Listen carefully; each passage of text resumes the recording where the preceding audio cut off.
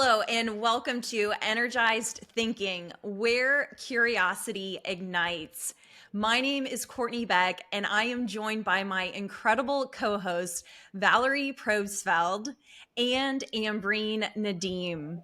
We are so incredibly excited to welcome our guest expert today, Des Hague.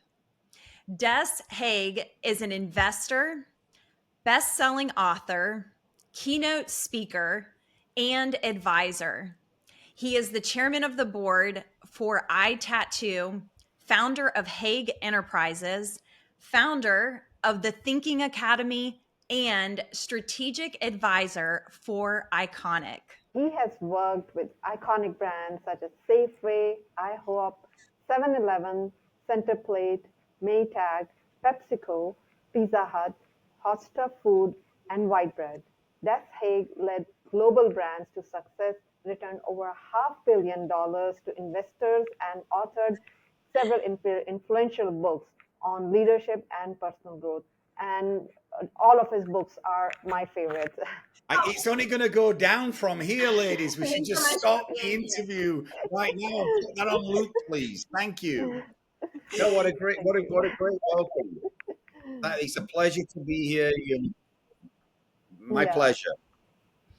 So we are so happy to have you, Des, and we want to dive right in. Today, of course, our podcast episode is really going to take a deep dive into business management, and we will certainly touch, of course, on leadership. So right out the gate, let's go ahead and start with perhaps what lessons so far on your leadership journey could you provide current CEOs today navigating technological changes? Wow. Great layup question. And for those who succeed in the answer, phenomenal outcomes will happen.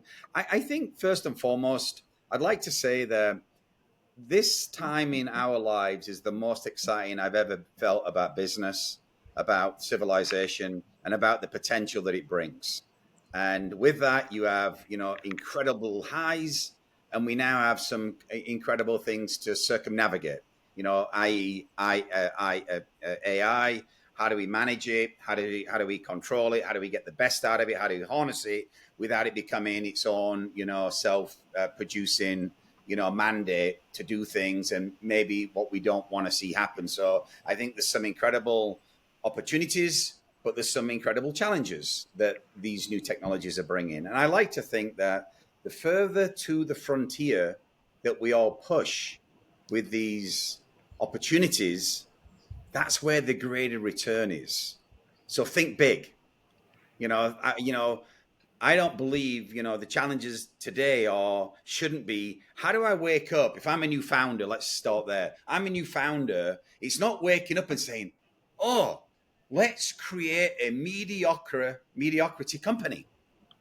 Nobody wants to live in mediocrity. Yeah. How do we create exceptional? How do we go push the boundary? We don't need another vanilla company. We need something that stands for something that's better, different, special, unique, and actually is for the betterment. So I think it's how do we embrace the technological advances? How do we, if I talked about it, would be how do we learn from others? We're not just learning from day one. How do we have that never stop learning mentality? How do we bring that in? And to me, that will deliver a profound and pronounced positive outcomes in business, life, individual, company, and country. Absolutely. And I think to your very point, just raising curiosity to the forefront. When you speak about never stop learning, obviously you had that in your book, Think Your Way to the Top. But I really do think that is the way forward for anybody in any industry for that matter. So I'm just happy that you mentioned constantly learning and being able to ask questions, being able to pull in newer technology. I mean, it's going so quick. I mean, daily it's updating, and you really do have to stay at the forefront to drive these companies. Yeah. And Courtney, I call that antenna management. We should be that level. I want to live in a constant curiosity state, a state of curiosity. How do we continue to learn? Every day can be special. Pick up a book, learn something, pick up a podcast, learn something, figure out how you can make mundane things better. Look at some of the breakthroughs recently. A guy's in Paris, he can't get a taxi, he's going to miss a key investor meeting, and he creates Uber. These things happen all the time. It's like looking at common issues and saying, how do I have a better outcome for those things? It's not always stretching to cure cancer. It's making our lives better by doing small things incredibly well at times as well. But the other point on this is you have to have incredibly thick skin. People are going to tell you it's not possible. Think about when, I don't know if you read Elon Musk's book about PayPal. And one of the quotes he had, which I love, is, we were too busy doing the 26 things that the experts said could never be done to be successful. We were too busy doing those things. That's having courage. It's pushing. It's learning from yourself and through others, and then really being a force multiplier. And that's how you approach every day. How could not every day be special? Every day should be tremendous. Every day you're not 6 foot under the ground is a beautiful day. Let's get it into our minds and move positively forward. Yes. So true. It's so amazing that you pointed out that, we need to start visioning big. We need to dream big. We need to think of something that we need to create, not just a vanilla company, as you said. We need to think different. But you know what? When we actually look around, a lot of people are either following the trend, and when they've been told that it's not done, they usually take the others' reality to their reality. They take their self-doubts and make their doubts their self-doubt. So what do you recommend, that how one can break that fear or something, right? Because the entire society is there telling them it cannot be done. They have the parents coming up and they say that, okay, you need to perform that way only, because the goal they've chosen for them is something that they need to follow. Yet society demands to be successful, to be different, when they have actually attuned them in a way to follow. So how to break that mentality? I come back to, it starts with courage. It starts with you. If you think, and it's managing adversity. And I think this is going to be one of the key themes that we'll talk about: technological advances, AI, all this stuff. But it really is, when you break it down, it's adversity. It's the pace of change. So, you think about 1929, the average Fortune 500 company lasted 75 years, 75 years. Now it's less than 14 years. And it's going to become, the pace of change is going to be even more dramatic. So it's about, first of all, you got to have courage. It's a full contact sport. You got to be mentally tough. You got to be physically tough. You got to be in the game. You got to keep yourself in the game. And when life gets tough, you got to say, I get knocked down 7 times, as the saying goes, I get up 8. I'm going to put in the hard work. I'm going to focus.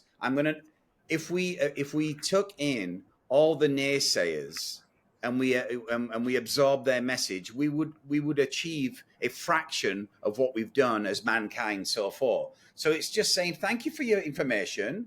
It's your opinion. It's not my fact or my reality. I'm going to do what I think is best. So it comes back to courage, but personal conviction and the ability to adapt. I think about adversity. It's an equal opportunity punisher. It's coming for everybody. It doesn't matter who you are in life, you're going to get your adversity. It could be illness. It could be a family member. It could be a business goes well and you get laid off. There's a whole host of adversities, different levels, different graduations. But at the end of the day, if you think you can or you cannot overcome it, you're right. So be positive. Learn, you're going to, and I don't care. Let them be all comers. Let them come in, like John Wick. They can have bad guys coming at you every 5 seconds trying to annihilate you. You've got to be strong. If you could buy a spine or a backbone from Amazon, it would be great.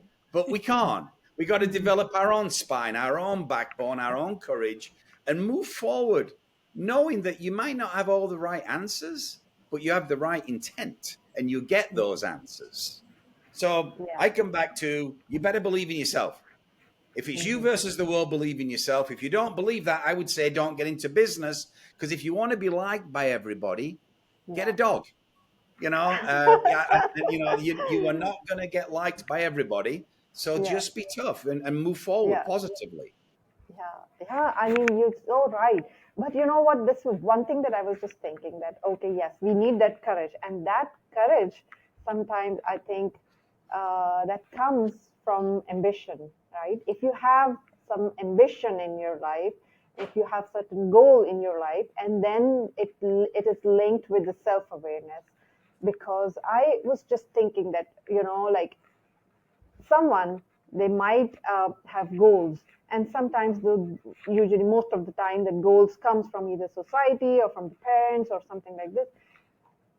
And if the goals are not aligned with their ambition, then they will never have the courage, because they have been like always focused on what they have been like, they've snubbed their curiosity, because they said, okay, if a child or if a person has been like always like demanded to be successful in a certain way, he or she will never have that kind of, either first of all that ambition to follow, then secondly that he would not also have the courage to actually follow their dreams or something.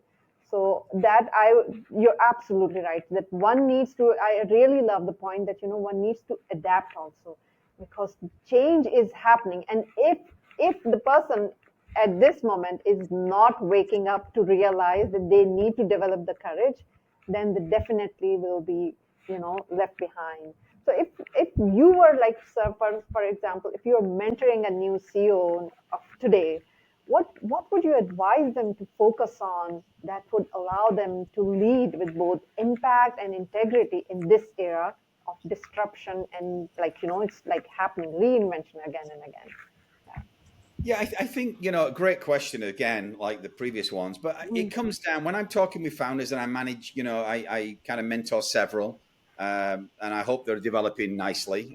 You'll have to ask them. But it comes down to some really basic things, in my opinion.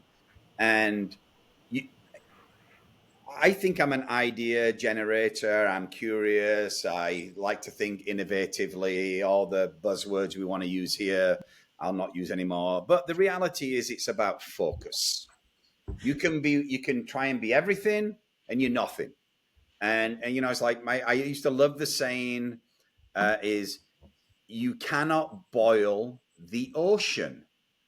You better have a saucepan. That's your business. That's a founder's business is a saucepan. It can be a massive idea, but it's got to be bigger, fewer, better. You think about it, say, let's boil it down to the essence. What makes you different? What makes you special? What makes you better? What makes you more desirable? And it comes down to that focus. So when I say to a founder is, what are you focused on? And if they say 50 things, I say you focus on nothing. What are the 5 things you're going to do? What are the 5 things you're going to achieve? And then how do you quantify that? And that gets you to think about, am I playing too much small ball? Am I playing too defensively? Am I trying to create, for example, could you imagine in today's world, somebody comes up and says, hey, Ambreen, Courtney, Valerie, got a great idea. We're going to make this awesome thing. It's called a VHS tape, and it's going to kill Netflix. Yeah. And you're thinking, oh, well, you've missed about 30 years of life. You've missed Blockbuster and everything else. And it's like, if you haven't explored and you are not knowledgeable, then your idea, you don't even know if it's quantifiable. How do you know if this idea is even worth having if you haven't done all the necessary research? So I say to the founders, bigger, fewer, better, boil it down to a saucepan, focus like you'd never focused on anything, and tell me why you're going to be different. Yes. And why do people need you? Not want you, need you. Yes. That's I what I love that. talk to the Yes. founders about. Yes, absolutely. I think that what I took out from this discussion is that, preparation is very much important, right? It's just mentioned that you need to know what's happening around. You need to work on your idea. Focus. Oh, I love that point. That this nowadays what people are missing is they get distracted a lot by lots of things. They just have this they do lots of things together. So it's so important to manage the focus and not distracted by those things which can erode your focus and erode your ambition. Yeah.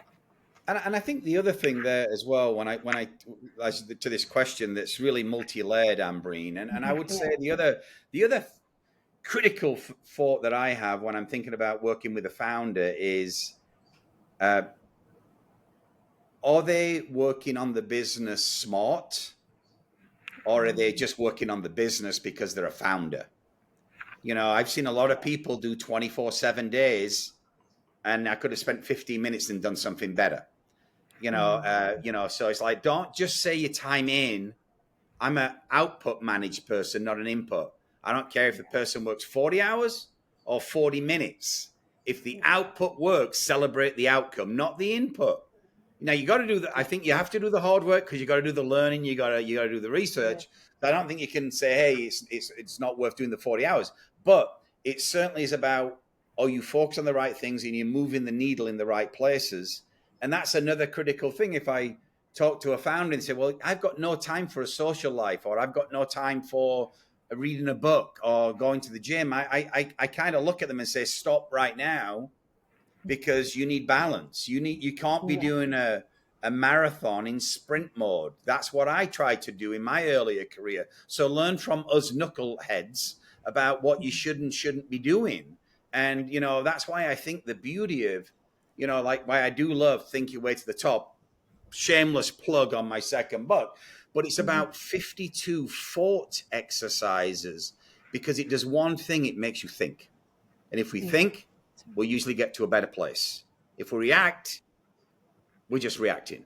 We're not in control of our own mandate. We're not in control of our own agenda. And, as you said, if you get over energized, you kind of lose your focus. And all that is a negative drain on you and the business. So, Des, we'll go ahead and transfer over into just the world of innovation. So, what innovations or shifts in business today most excite you? Basic things as well. It's not all about, new technologies and everything else. It's about how we elevate everything that we do. It's like Uber's elevated the taxi business. You think about, Amazon Primes and, Apple TV, Netflix, their technological advances. I love the thought of technologies and the environment where experiences are enhanced and enabled by breaking edge technology in all sectors. So, I think about healthcare. What a great time to be in healthcare. We're caring now about the body, we're caring about the mind, we're looking at mental health and wellness, we're looking at suicide prevention.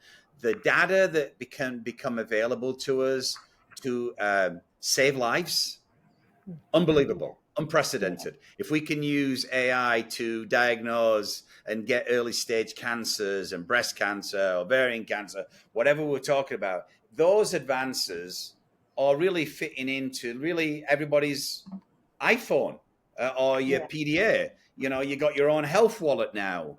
These things they're enabling us if we use them smartly. But we also have got to watch out for the negative side. I mean, I think this is fantastic, this iPhone. But I'll tell you what I don't think is fantastic is that the average kid is on this thing for 8 hours a day. When people say to me, oh, Des, how'd you run the ventures that you're on? Because I don't do 8 hours with this. I do 15 minutes. So it's about how do you use technology for your benefit, harness it so it can supercharge you, be a force multiplier, and not a anchor that weighs you down and doom scrolling. So I just think about general business, elevating the experience, enabled by technology, is going to do so much for us over the next 30, 50 years. It's going to be great when we have flying cars. It's going to be great when we can go to Mars or our family members or whatever. There's going to be a lot of exploration. I think, as I said at the beginning, exploration, how we use these advances, is giving us a great opportunity for 2025 and beyond. But we've got to have some watchwords. How do we control the advances? Absolutely. And, just a follow-up question, as you reflect back, and obviously Ambreen had mentioned you had worked with many iconic brands, but was there one particular maybe technological change during that time or innovation that you were part of that really stands out just looking back? Yeah, I think a big one. Wow, it's aging myself here, but it's 1995, 1994. I'm in the UK. I'm working for Whitbread. I'm working on a multi-billion-dollar liquor business called Thresher. It's got 5 or 6 different brands. And in 1994, we were working on, if you can remember, Y2K, when Yeah. the world was going to stop, and the computers were going to all break up, and we were going to collapse. So we spent a lot of time working in that environment where we took all paper out of this multi-billion-dollar company, got laptops for the first time, which were bigger than a suitcase at the time, and every one of the operators now had data, no paper. Mhm. Yeah. The breakthrough there is I look at it, and then we got, obviously this is really before the internet was a big thing. And then we got, then we've done MySpace and Facebook and Google, but before any of those things were really around. And it's that arc of advancement that's been fantastic. But taking paper out and going into a system, we created a system. The acronym was SURF, Searching Under Real Figures, where we would be able to drill into the business P&L like at the first dashboard. And I was proud to be on that team, and it won the UK IT project of the year against companies like Microsoft and Pfizer and some really giants. Our little retail company really delivered big time. And that's now in every business with dashboards, and the rest is history. The second technology I had the pleasure is when I got to the States in 1997, and it was a little oven called Turbo Chef. So if you go into a Subway or a Starbucks or any kind of, now cafe, and you see that little unit that warms up the food, we acquired that out of a garage in Dallas. Wow. It was a massive system, half a ton. We miniaturized it. We brought in geniuses from MIT, the first guy who developed the who sourced the microwave. And we brought these geniuses together, and we developed that product, which is now Turbo Chef, and it's owned by Middleby Marshall. And it's, or Middleby, I should say, and it's $1 billion brand. So there's many of those stories. I think they're the ones that really resonate. It's about, I was told it would never work on both of them. I was told there was no need for that oven, and now it's $1 billion brand. I was told that we'd never be able to take paper out of the business, and we did back in the day. And it's that challenge. It's that like, oh, that's a challenge. That's good. Bring it on. And having the confidence, and then knowing that we'll get the people to actually solve the solution. And that's the other thing about, we talked about, hire people who are better than you and get out of their way. I posted something on LinkedIn because I was furious. One of my friends said they were having their 9th interview. Yeah. We're supposed to care about the people. We're supposed to be about advancing careers. We're supposed to be about being a great company to work with. And yet we put a candidate through 9 interviews. How could that possibly be about caring? Yeah. And you can say, well, I want to make sure. Well, I would say your policies aren't right because you don't know what you want. Because you don't need 9 hours with a candidate to make that decision for a mid-level position, a starter level. I'm not talking about a CEO position or a board member. I'm talking about a starter member going through 9 hours.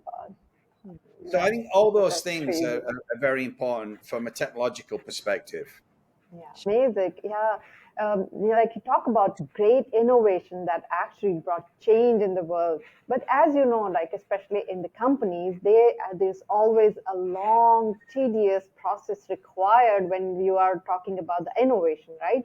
Yep. It's like companies spend months, years to actually, break how to actually to crack the code that, what should be the right innovation. Yet, when we look at the figures, that almost 90% of the innovation fail, like in the first year. So, what do you think? What is the like that one thing, or what is the basic thing that first of all, what is lacking? Where is this they go wrong? That these innovation fails, and what do you think should be the right thing to make any innovation successful? Yeah. Yeah. Wow, great question again. And I think, Thank you. it comes back to you got to be a great storyteller. So if you want to effectuate change in an organization, you better have a really compelling story. And you really want to have a story that people want to listen to, believe in, actionable, and want to be participants in. So first and foremost, and I say it all the time, what is your plan on a page? What's the vision for the company? Why is there a necessity for change? Yeah. And then communicate that so effectively. And there's an old adage about, you think about I told them what I thought we needed to do, and why aren't they following? Because most people need to hear something 9 times before it sits in. So when you think, oh yeah, I just laid out my strategy for the company, why aren't they following? Well, first of all, you said it once. They've got competing agendas in their head, and we haven't made it actionable. So yes, great story, but am I in that story? And then what's my role in that story? How do I help the cause, the corporation, or whatever? What's my personal role in being successful? So most strategies fail because they do not frame the vision, they do not frame the mission, they don't lay out the goals and the objectives and the tactics for achieving said vision. Then it's about constant, and consistent communication. Follow up weekly. I've ran a lot of organizations. I've had the pleasure of leading several organizations. And the one thing that I always wanted to do was constantly communicate where we are as a company and where are we going. I'm not talking once a quarter, once a year. I'm talking there's an update every Friday going out at 5 o'clock. Doesn't matter if it's to 40,000 employees or 280,000 employees. There's an update going out. And it's that update always did a couple of things. Communicated the story, and it recognized people who were delivering on the promise of that story. And so when we first started this at Centerplate, when we were one of the world's largest sports and entertainment companies at the time, we said we're going to do these weekly updates, and I was going to recognize people who delivered E3 or EQ, which was executing extraordinary experiences. And I thought, I wonder if we'll get those weekly. I wonder if we'll get enough. We had so many. We had 30, 40, we had 650 venues around the world, but we would have 30 and 40 weekly updates celebrating people who were delivering on the promise. So it's about what gets measured gets done. Define the strategy, define the vision. We know who's on the bus, and then what seat are you on the bus to deliver to get on this journey? And then celebrate the journey, not, we only celebrate once we've got there. No, you celebrate the wins along the road. And those all are important lessons about successful change management programs in organizations. Absolutely, I love that. I mean, the way you define it, it's exactly that's how companies need to take up this seriously, because it's not something that they just post it on the wall of somewhere like, okay, this is the change they want to bring, and then they forget. Actually, every change they want to bring, they need to live, and not only the top management want to live, or the mid-level needs to live. Every level, it has to be lived. Every value, every strategy needs to be lived by each employee, each person, each customer. That is the way to bring about the change. And I think that's how only any innovation can succeed in this world. So yeah, so you were saying something? And I think Ambreen, the other point there would be every single action that we're taking as CEO or the C-suite or the executive team or the leadership team or middle management, everything that we're doing, every action taken reinforces your culture. Yeah. You can say you care. You Yeah. can have a great poster on the wall. Then you can do 9 interviews. So, Yes. so one of the other things that I think are really what I would encourage every leader, future leader, aspiring leader, when you're in a department or in an organization. So when I was running Centerplate, again, about 140 million customers a year, as the CEO, I was linked to every customer complaint, everyone in the organization. Because if you're not on the front line and understanding what the front line's going through, we're in the ivory tower thinking things are beautiful, and it's like World War III out there. You know, the standard operating procedures aren't in place, customer service is robotic, we're being disrespectful to client, whatever it is. You've got to get reality, and you can't fake it. You got to go out there and get it. So on a ongoing basis, I would get every single customer complaint. And I'll tell you a great little story here. So it's a Sunday. I'm in Stamford, Connecticut. I'm driving to church, and I get a call, and it's from a suite holder in the Tennessee Titans. They've logged in. They got to their suite. Their food, drinks, and everything else is not there. I get that. It flashes up on it pings me as an alert. I pull over. My family's not pleased with me. I look at because I'm not drinking, not driving while texting. Okay, so I pull up and I read this, and I call the suite holder in the suite, Tennessee Titans.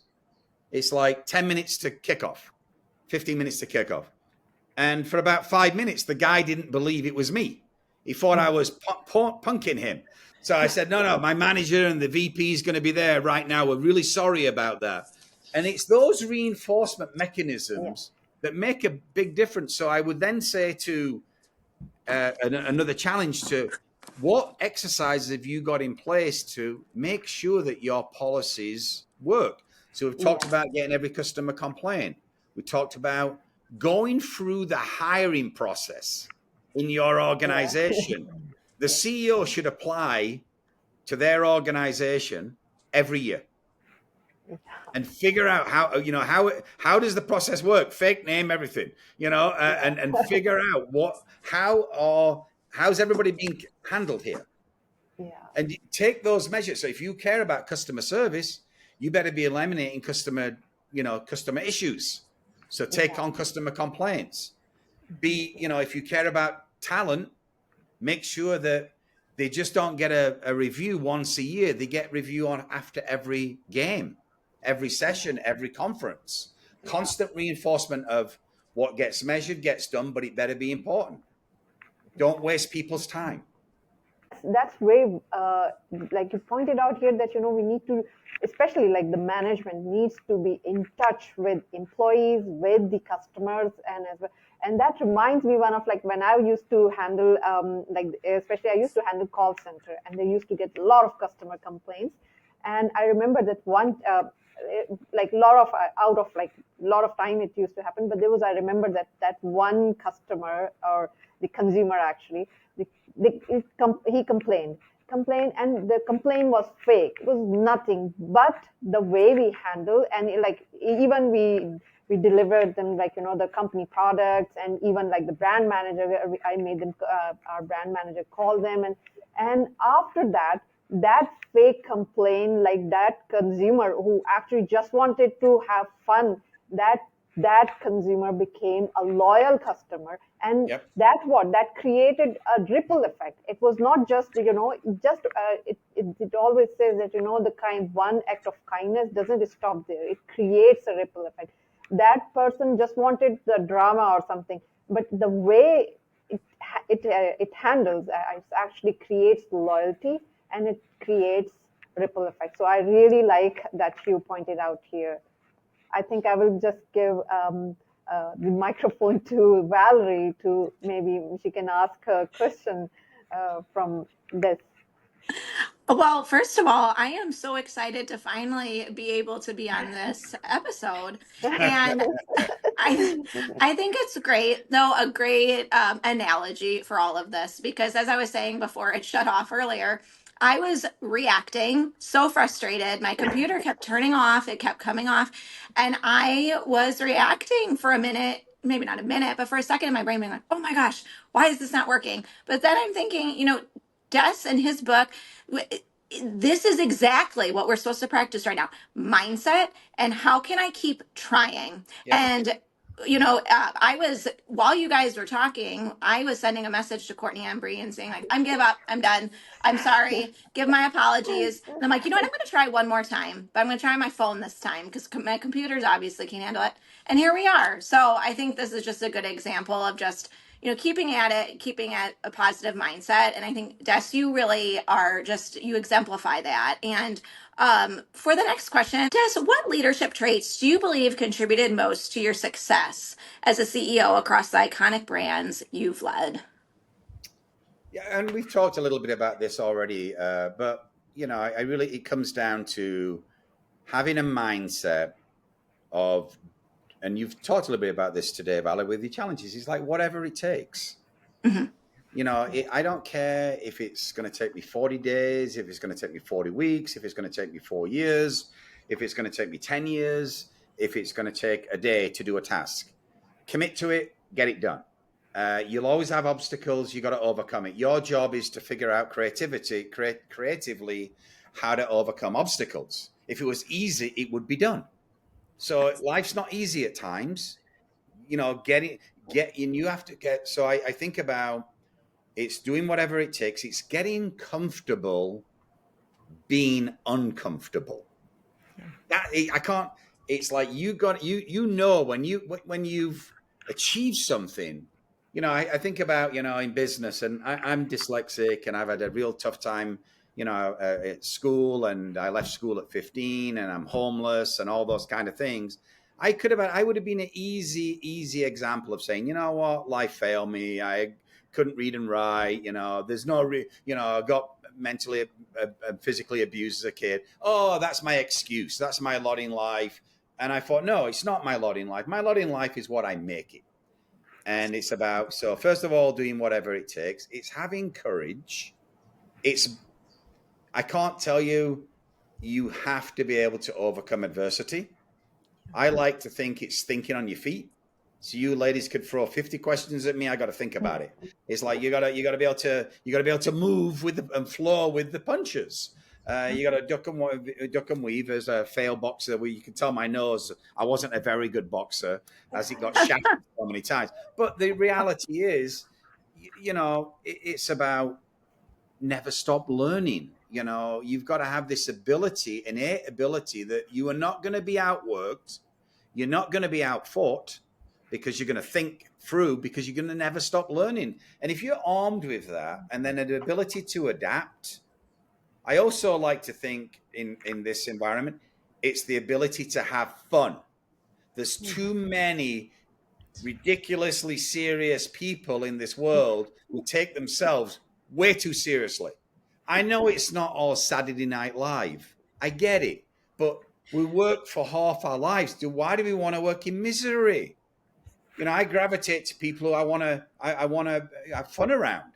I want to, be able to build a relationship with on the positive side. Obviously, we need guardrails and boundaries and all those things, but it's about bringing out the best. It's lifting others up. All those things, to me, are what got me going, what keeps me going, and what helps me be successful, I believe.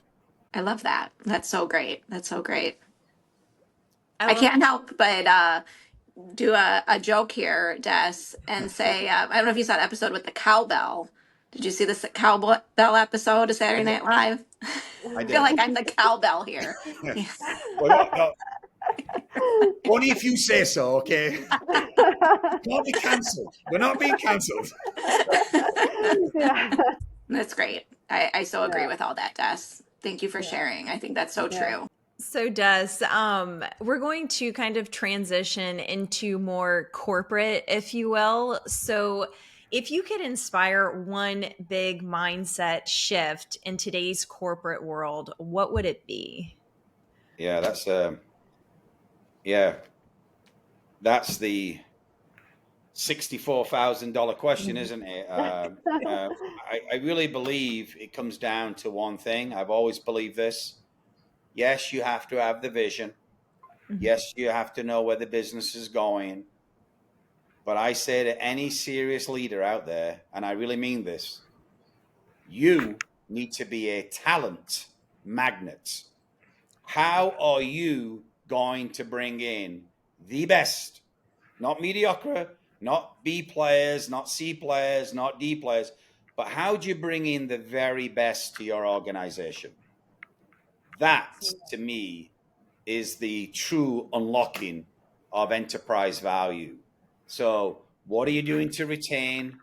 What are you doing to develop? What are you doing to make sure everybody, when they come to work, it's a great place to work and it's a great place to invest their time? And that's what we're going to think Yeah. about. They're investing their time on your business, which becomes their business. So that's the other not trick, but what you got to the outcome you're looking for is how do you get the employee to take ownership? How do you get them to take a belief that it's their company? And and then and take and then make the decisions accordingly. It shouldn't be the CEO sitting in the ivory tower spinning its spider webs, managing all the employees. It's about no, truly embolden, truly empower people. So if you talk about corporate unlocking of real enterprise value, of really getting things done, if you're not obsessed on talent every day, every day, then you're doing your company and yourself a disservice. The best talent, it, iron sharpens iron. Smart brain sharpens makes you smarter. It's like I don't care if I have 1,000 people. I want to go and talk to the 1,001 person because they may have got the idea that unlocks genius. And so don't think you've got a lock on all the ideas and a lock on all the answers. Utilize your team. And very, very few organizations are doing that successfully. Mhm. Yeah, Thank you for that. absolutely right. Yeah. You just said that, they need to keep an eye on the talent or something. But nowadays, like, the entire environment is changing, like the AI revolution is happening, and a lot of things are changing so rapidly that it's sometimes just, hard to actually catch up. But what do you think? What are the most pressing leadership skills or capabilities do you think that need to be developed now to prepare organization and society for like what's coming next? Yeah. Yeah, well, I think that we've talked a little bit about it before. It's the pace Yeah, of change is accelerating. yeah, And so leaders of yesterday aren't going to be successful necessarily leaders of tomorrow because, you absolutely. had 20 years to react. Now you've got 20 months. Yeah, Success is really for the brave. It's a full contact sport. Go in there brave. You've got to be able to take a few punches. You're going to make some mistakes and celebrate yeah, those mistakes. I'm not yeah, saying intentionally make mistakes, but if you're not trying, yeah, you're not failing, you're not improving. So again, you haven't got all the answers, but you're going to get there. It's that mentality that I will prevail, I will succeed. So I think today's modern executive has to be about how how are they managing the pace of change, managing adversity, bringing in the right talent at the right time, which is a trick as well. You can't bring in all the right talent when you're in startup mode. There's not enough to do. Then you're yeah, suddenly destroying it because you're just like the Tasmanian devil with Mhm. whirling around, yeah, and you need to focus on singular things. So I think it's also understanding time and place for change, time and place for bringing in talent. Um, I think the modern leader needs a lot more EQ, hmm, emotional yeah, intelligence. It's not just about, I always say this, and I love the saying, from us on LinkedIn, and it's be kind on people and tough on results. So you can be kind even when giving constructive feedback that is less than flattering. Do it with kindness. I always say, I think you're a great person. You're going to be successful. I don't think it's going to be here. And then the reasons why. I think we should be able to deliver, and our expectations shouldn't be lowered as well. I mean, suddenly we're confusing kind and fair with a lowering of standards. Yeah. It's not about lowering standards to be kind and fair. It's saying, guys, we have this assignment. What was the reason for the obstacle? Did you ask for help? Is there help that could be given? What would you do differently again? So are they learning? Are they advancing? Because that's about continuous learning. And at times, if the answer is not, then it's best to say we should part ways amicably and not be scared of that. Don't try and be universally liked. Be respected. Hold yourself accountable. I always say my biggest mistakes, I know where they are, that the guy I'm staring back at me in the mirror. People don't wake up and say, it's 9 o'clock, time to screw up. You got to think about, are you giving the right coaching for them to be successful? Are you giving missed messages? So I think this EQ quarter is very important for the modern executive. How do we manage change? How do we manage the payload of work? How do we get the right priorities? How do you reinforce and empower? Obviously, you got to embrace new technologies, but not every technology. So you got to be a student of new, and then and then think it, build it, fix it. Have that innovator's dilemma. I love Christine Anderson, the innovator's dilemma, the law of disruption. I use the law of disruption on every business that I go into. How do we recreate ourselves into a better version of ourselves? Not just for fun, because it's more demonstrable outcomes. Yeah, absolutely. I love that. Thank you. Thank you. I love that. That's great. I feel like I can give you a standing ovation. It's great. Thank you. I'll take it. And I feel like, one thing that I wanted to bring up earlier is just kind of another analogy that I was thinking of when you're talking about power and leadership and all, and of when I'm not familiar with all the tools that we have in our garage. And my son now is trying to learn all these things. And we were trying to trim a bush, and there were a couple of power tools in there, and he was like, what's this one for, what's this one for? And I was trying to learn it as well. And it's kind of interesting with society today, as like we have such a powerful tool of our phone and technology and all of this, but we have to figure out how to do it in a way that's safe and in a way that like we can hone in on it. And I just feel like, as you were talking earlier, I just wanted to bring that up because I never thought about it from that standpoint. And it's almost, anyway, that was just something that I wanted to kind of chime in and hear your thoughts on that. Yeah, well, we're inundated with new technologies. I mean, the good thing is we've got more technologies at our fingertip than we've ever had in any time in history. And yet, companies are failing faster. Yeah. Fortune 500 aren't surviving as long. There's more turnover and churn. 92% of all small businesses fail. Those small businesses are set up by people under 30 years old. So the right people with the right energy, the right hustle are there. We're not using the right tools in the right way. Yes. So you got to say, okay, well, when I'm starting my business, how much funding do I need? We got to go through the fundamentals. We do it without even thinking. We breathe, but we're not thinking about breathing. We just do it. So there's certain things in business we need to think about. What is the cash flow? What is the burn rate? How are we going to go to market? What is the cost for going to market? All those things have got to be answered. And there's a toolkit for that, as you said, Valerie. And we've got to be asking those questions. That should be part of the thoughtful storytelling of your vision. You're putting it together. And then I would say there's one word that I've remissfully missed from this conversation so far, which I think is as powerful as anything that we've talked about. And that is execution. You can have a great idea. You can have the best idea. You could have great funding. You could spend think about it this way. We've spent $20 billion trying to solve homelessness in a state, in one state, and we're failing. It's not about lack of money. We've got to think about all the other outcomes, all the other inputs to get to a sustained outcome, which is successful. And so, to your point, Valerie, I would say that we've gone into our toolkit and thought, oh yeah, we'll do free housing, we'll do this. Have we got to the root cause of healthcare? Have we got to, mental wellness? Have we got through to all the preventative steps we can take for suicide? Have we got through to, oh, what about personally developing these people for skills? Have we got through to there's certain people who need really deep psychological help and give them that? And I know we've gone into a different topic here, but it's just the same in business. We've got fundamental problems, but are we going in there with a hammer or a surgical tool to make those tweaks? If I've got a bad knee, I'm not hitting it with a hammer. If I've got, my back needs a little bit of a displacement, I'm not hitting it with a sledgehammer.